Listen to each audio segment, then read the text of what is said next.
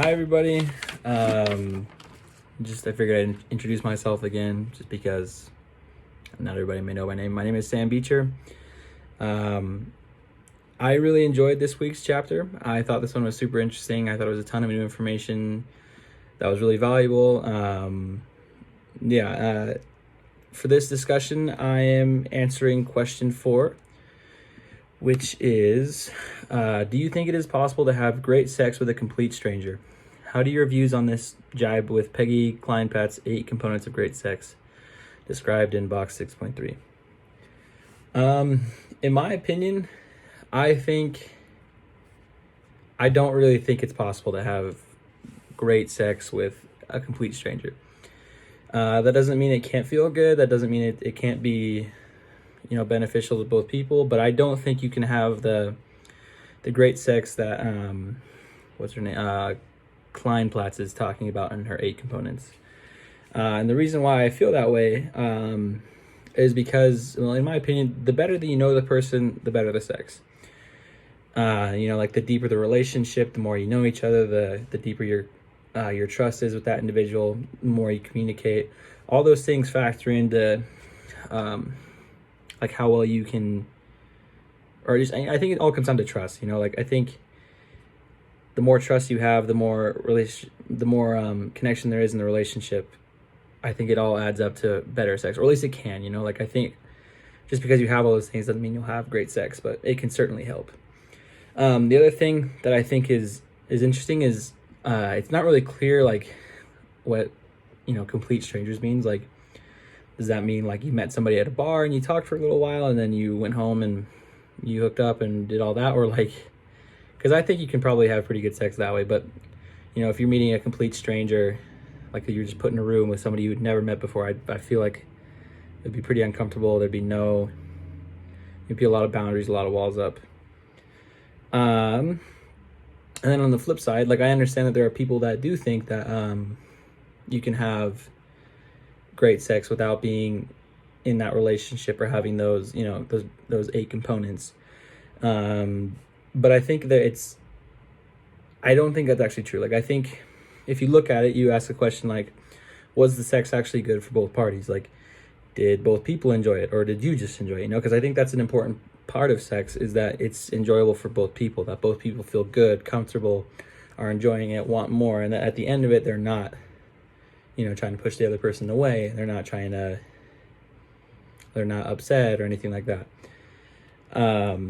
And then another thing is can it really be, that great if you're using each other, which might not make sense, but what I'm saying is, like, if you are going to just hook up with a person, all you're really doing is using them. And it kind of sounds harsh, but like, I mean, it is what it is, and so like, how can that be great or beneficial to both parties if all you're doing is just kind of taking advantage of each other? And then, at the end of it, you may not even have a connection. You may just move on from each other and, you're not looking to connect.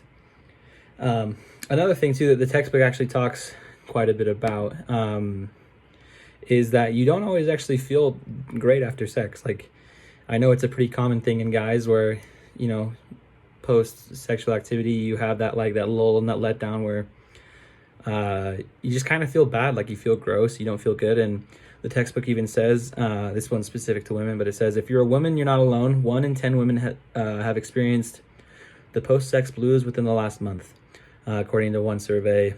The reason isn't known, unfortunately, which I think is really interesting considering, how universal that is. Let's see. The other thing too is that multiple studies have shown that deeper connections can lead to greater sex. I have 2 examples of that. The first one is a study done by the Medical University of Vienna, and it is called the sexual satisfaction treating a woman with oxytocin also benefits her male partner.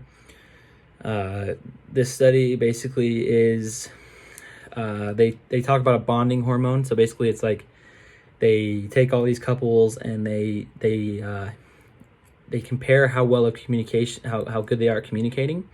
And they found that the couples with greater communication skills have greater trust, have greater happiness and satisfaction in the relationship, and also much better sex, because it just trickles down through the whole relationship. The second example is what's her name? Kleinplatz's study that she did in 2009, where she talked about the groups of 64 volunteers. The only thing I think is interesting is that she didn't take any young, straight, non-professional individuals, which I think is a huge chunk of the non-connected sex, like just the hookup culture. I think that's honestly the main group that uses that, which is interesting that she didn't go with that group. So that might be a flaw of the study, but I think in general, my views line up really kind of almost spot on with hers. I mean, being present and focused is really important. Connection, important.